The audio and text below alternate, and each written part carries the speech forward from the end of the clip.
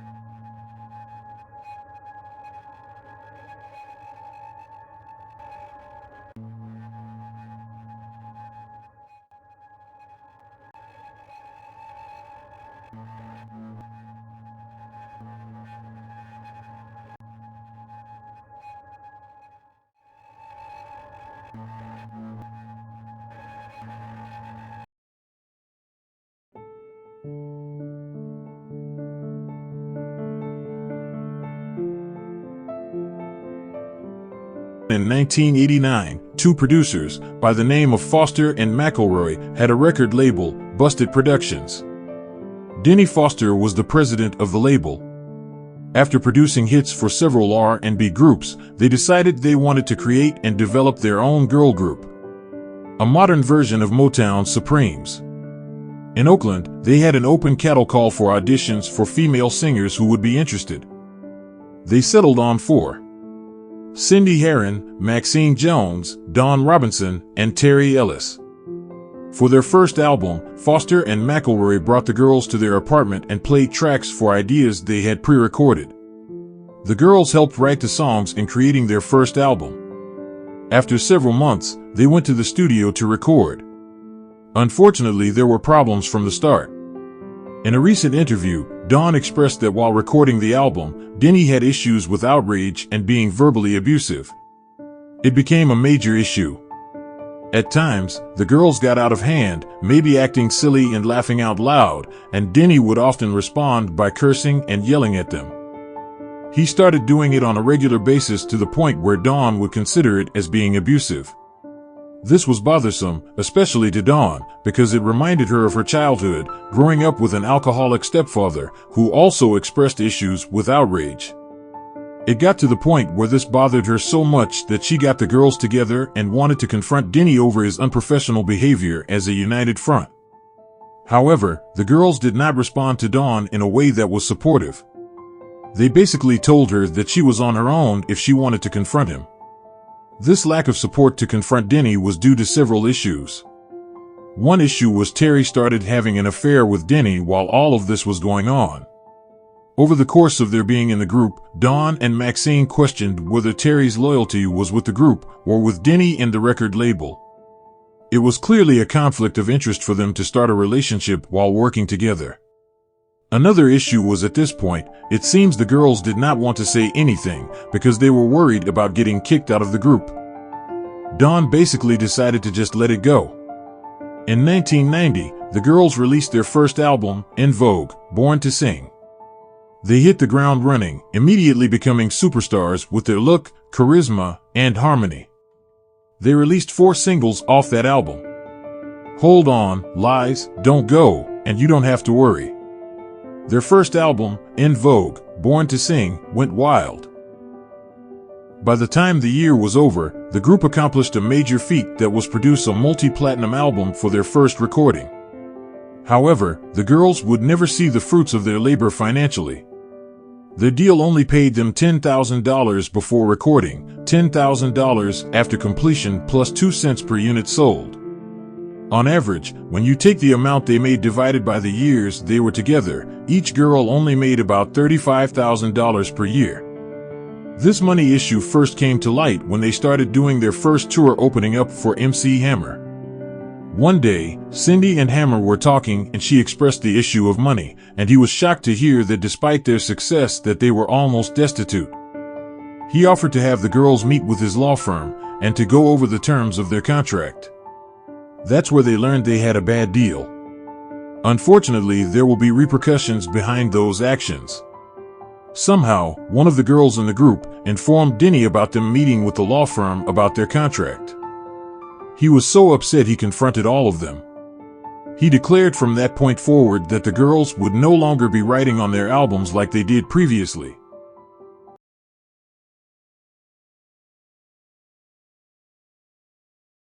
By the 90s, especially late into the decade, Luther was still prominent, but not doing as well as he was during the early 80s.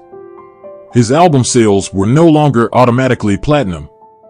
Someone convinced him to try something different, to attract a younger audience.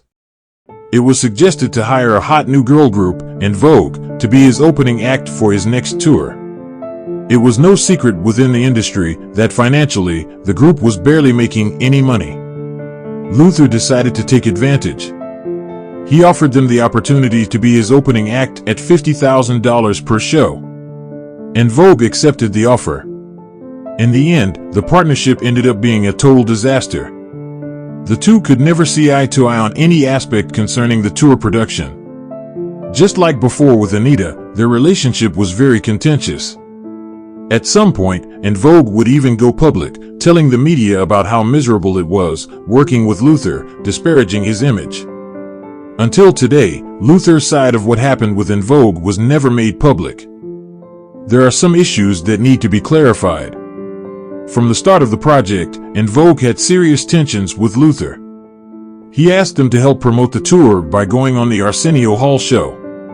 However, the group felt that they were overexposed at the time and declined to go on the show. Luther did not take this very well. In fact, throughout preparation for the tour, Luther kept harping to the girls about it, as if they betrayed him. At one point, Dawn even confronted him about his constant complaining, which began the first of several heated verbal exchanges between them. Things eventually became so stressful that the girls started referring to Luther as Lucifer behind his back. What they and many of his crew didn't know was that Luther was having major personal problems and experiencing tragedy. Luther's only living sister suddenly died from complications of diabetes. She was his third sibling that had died from the sickness. Luther had to juggle flying out to arrange her funeral and then coming back to meet his tour obligations. Also, his tour manager had become fed up with Luther's constant demands and decided to abruptly quit. Luther on one occasion fired a staff member for not bringing his food within a certain time. For this particular tour with Envogue, Luther set out obscure guidelines for the girls, which they found to be challenging. In one instance, they were not allowed to wear primary colors while performing. Luther's reasoning was he had spent $12,000 to $20,000 on outfits for his backup singers and did not want Envogue to emulate them. Also for performances, he had a rotating stage. The girls complained that they did not like having their band up on stage with them while his was on the ground floor. They requested to have their band on the floor as well because the audience sitting behind them couldn't see the performance. They were getting bad reviews about this issue. However, Luther said no to the request and was very particular about why. When the girls were close to ending their performance on stage, Luther figured it was better to have his band simultaneously preparing and setting up, so that once the girls were done, he could simply go out on stage and begin his set. This system is why his concerts always started on time, which his fans appreciated. According to him, this system would not have worked with both bands in the area at the same time. Luther overall refused to compromise for the girls in any capacity. At some point, Luther had an official private meeting with the girls about their gripes. Luther reinstated to them that these terms is what they agreed to when they signed up to tour with him. He also reminded them that since he stated these terms in the contract, he could sue if they didn't oblige to it. Unfortunately, throughout the duration of the tour, things never improved. Luther in some aspects even became petty, calling the police on them when they passed his doorway to enter the stage. Cindy was pregnant with her first child at the time.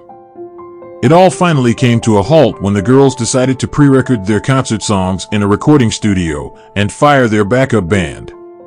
Another group, Milli Vanilli, had done the same thing when they were headlining the year's MTV tour. While they were performing on stage and pretending to sing, one of the tracks they pre-recorded had started skipping over and over, causing them major embarrassment. The video of the incident went national.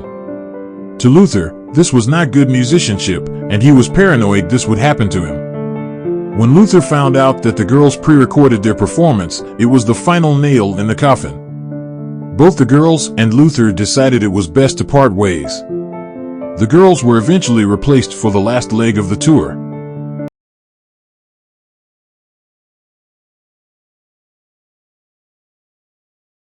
The next year, the girls started working and recording their next album, Funky Divas. It was released in 1992, with almost the same success and fanfare as their first album. Over that time, they would not only perform their hits, but also start making appearances on television shows and motion pictures like A Different World and the Batman movie franchise. In addition to that, they will also did endorsements for Diet Coke, Converse, and Mitsubishi cars. Plus, they were commissioned to sing the theme songs for sitcoms Hanging with Mr. Cooper and Rock. The girls were everywhere, however financial burdens started to become an issue. Despite all the extra work and endorsements promoting this album, they saw no difference in their pay. However, over this time, they noticed how their associates were, on the other hand, experiencing financial prosperity. Everyone from their managers, producers, and even choreographers were buying large mansions and living in luxury while the girls were struggling just to pay the mortgages on their middle-class homes.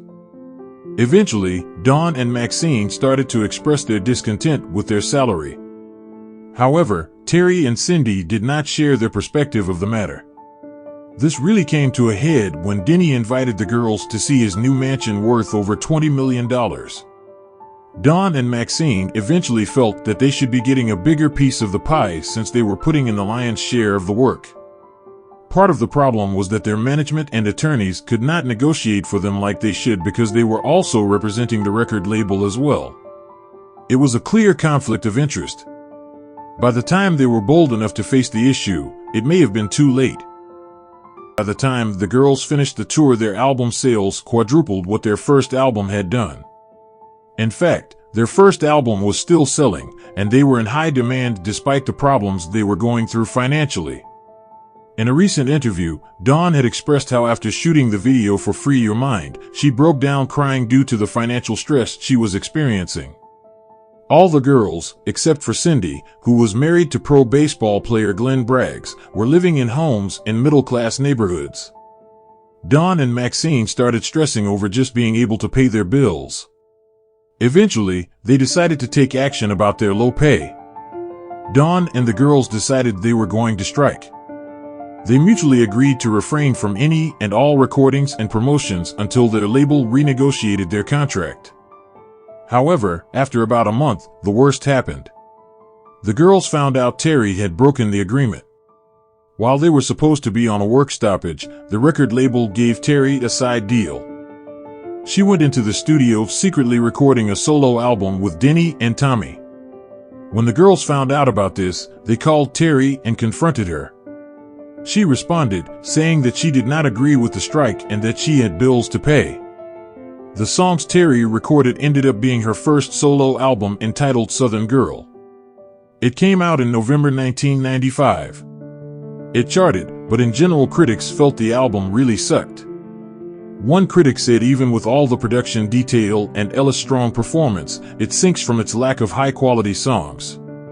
To make matters worse, this made it harder for the girls financially because they had to wait until Terry finished promoting her project before they could work on their third album. They were on hiatus for 2 years. Sometime later, the record label secretly approached Dawn about a side deal as well.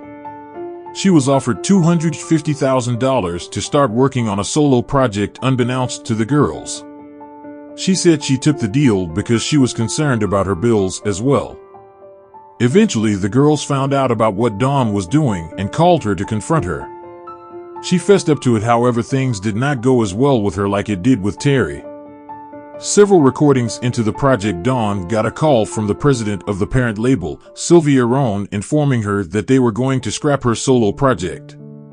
They wanted her to start working on the third Envogue album. Dawn didn't take this well. In all, she felt that the record label had intentionally offered her the solo project only to distract her. In the end, she agreed to record the third album, however she gained the option to take her solo rights to another record label. This might have been the nail in the coffin as far as her relationship with label president Sylvia Rohn.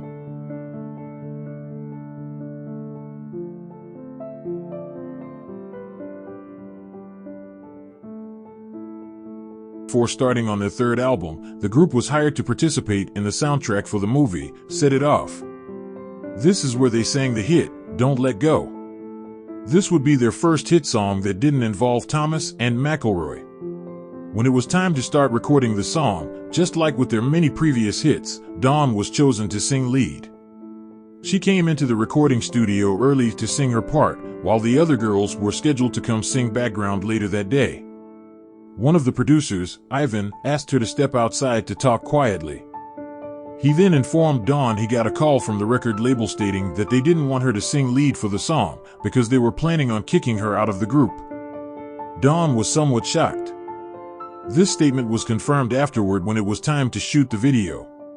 When they were choreographing the steps for the video, Dawn felt she was basically ignored. After the song was released, Don't Let Go became Envogue's biggest hit. When they started to record the third album, things started to break apart with the group and Dawn.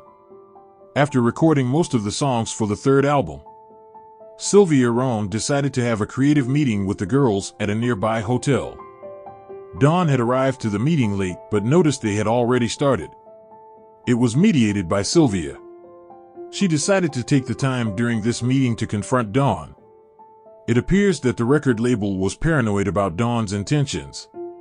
With the plan to spend millions to promote the EV3 album, they were afraid Dawn would take advantage and use that as an opportunity to leave and promote her solo project.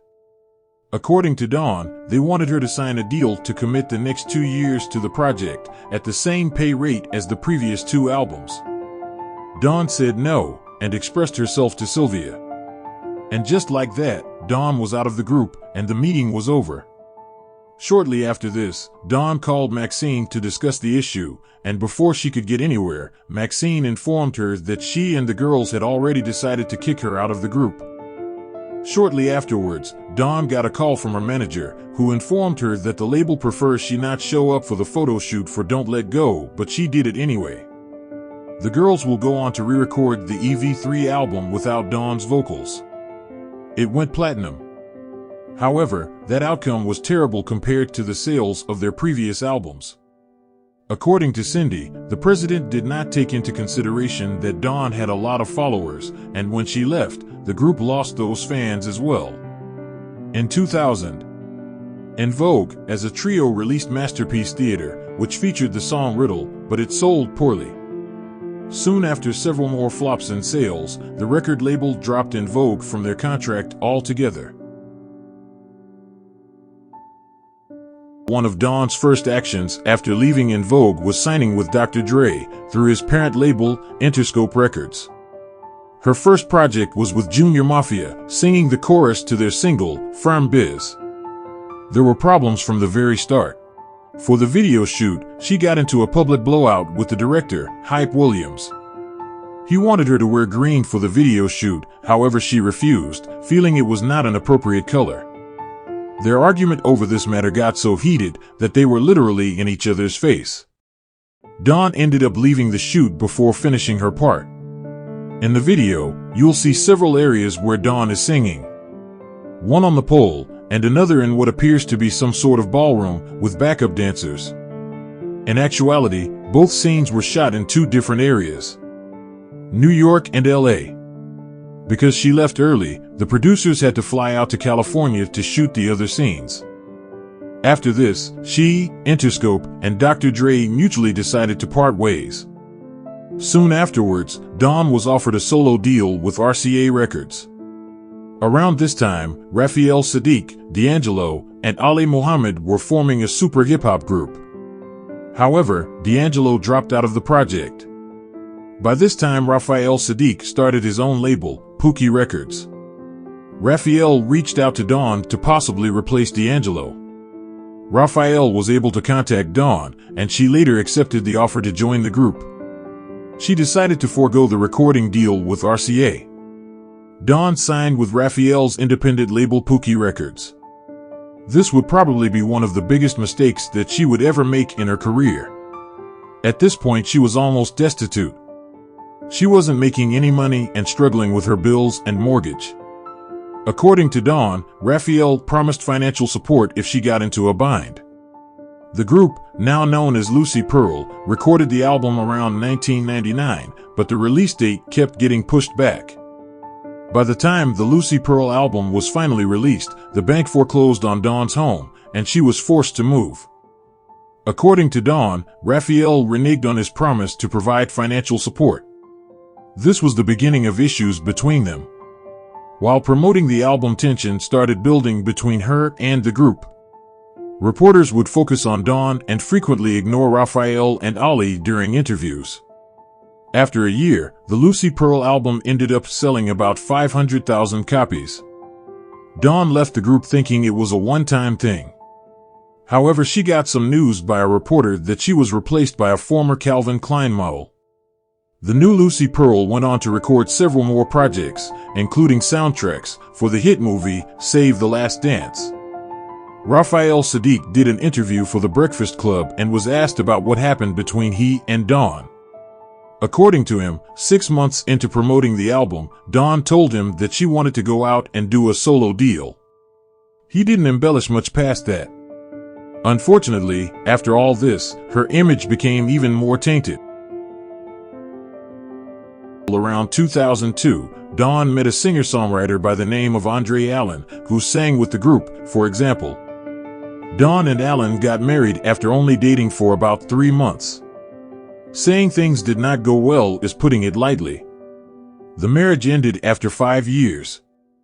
According to Dawn, by the time they divorced, Andre had fathered 3 children, with 3 different women outside of the marriage. Also, she claims he was physically abusive. Around that time, she got another recording opportunity. QVC, which is a home shopping network, decided to get into the music business, starting a label called Q Records. QVC had been very successful selling items on their TV network. They convinced Dawn that buyers would see her video and then call the network to purchase her album. The president, Alan Rubens, convinced her it was a good idea. After signing, she released a video called Envious, which did little or nothing. Just like Terry's first solo project, Dawn's album really sucked as well. Overall, the album itself failed to even crack the Billboard Top 200. What made things worse is that the president of the company, Alan Rubens, got into legal trouble after he was caught embezzling money. Instead of focusing on promoting her album, the label had to deal with this legal problem. Shortly after this, Q Records folded, and Dawn was out fending for herself again. The girls made an attempt to reunite around 2008 to celebrate their 20-year anniversary. They did key performances and appearances to promote their reunion and to gain interest from potential record labels. They did interviews and performed some of their hit songs on cable networks. Around 2008, Alicia Keys was promoting her album and was offered a spot to perform at the year's BET Awards. She decided to do an ode to girl groups of the 90s and invited Envogue, TLC, and SWV to perform their old hits.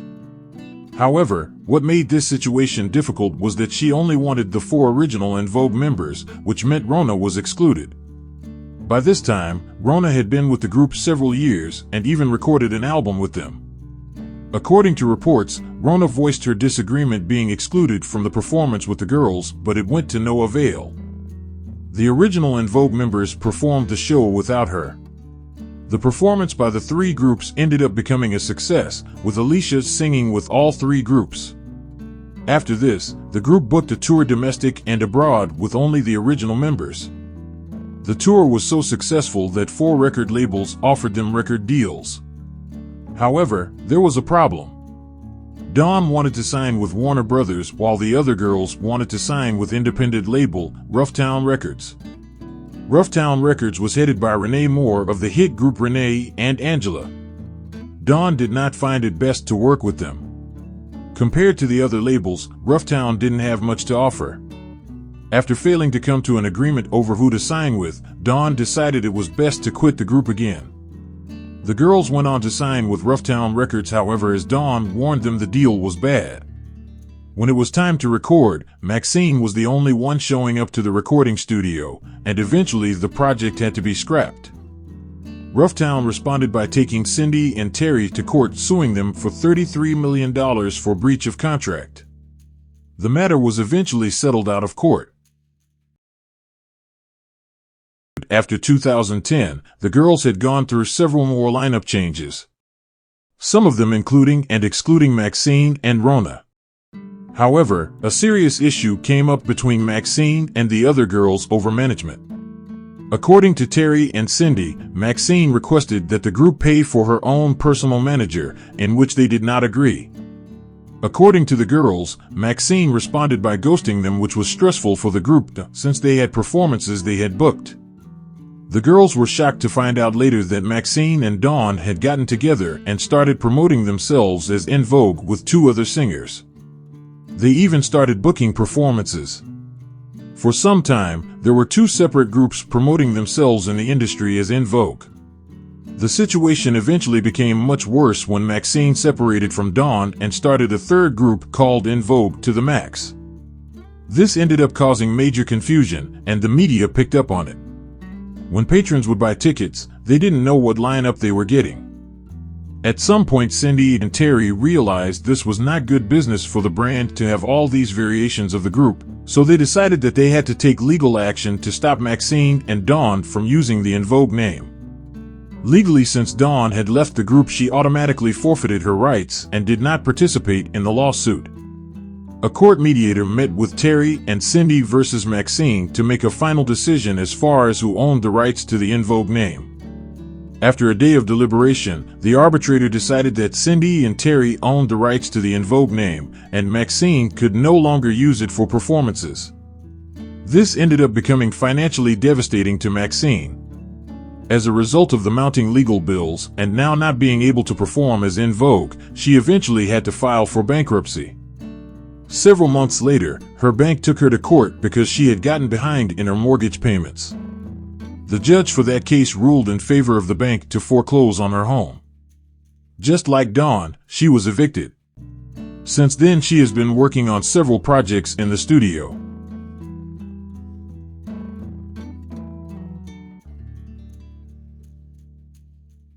Envogue has continued to perform as a trio with Terry, Cindy, and Rona. They have released several more albums, all with little or no fanfare. In interviews, before the pandemic, they asked Terry and Cindy what they were up to. They said they were working on a movie biopic. Around 2023, Fox announced they secured the rights to produce an Envogue movie. As of now, Dawn has been working diligently to finish a book about being a member of Envogue. All the girls are at this point are in their 50s and 60s, so it doesn't seem likely that there will ever be a reunion with all 5 members. Dawn has vehemently expressed that as long as Rona is a part of the group, she will not participate in any type of Envogue reunion. Maxine has also stated in interviews that she will never perform with the girls again. It's unfortunate because at the rate that they were going, it seems obvious they did not accomplish the feat that their talent provided.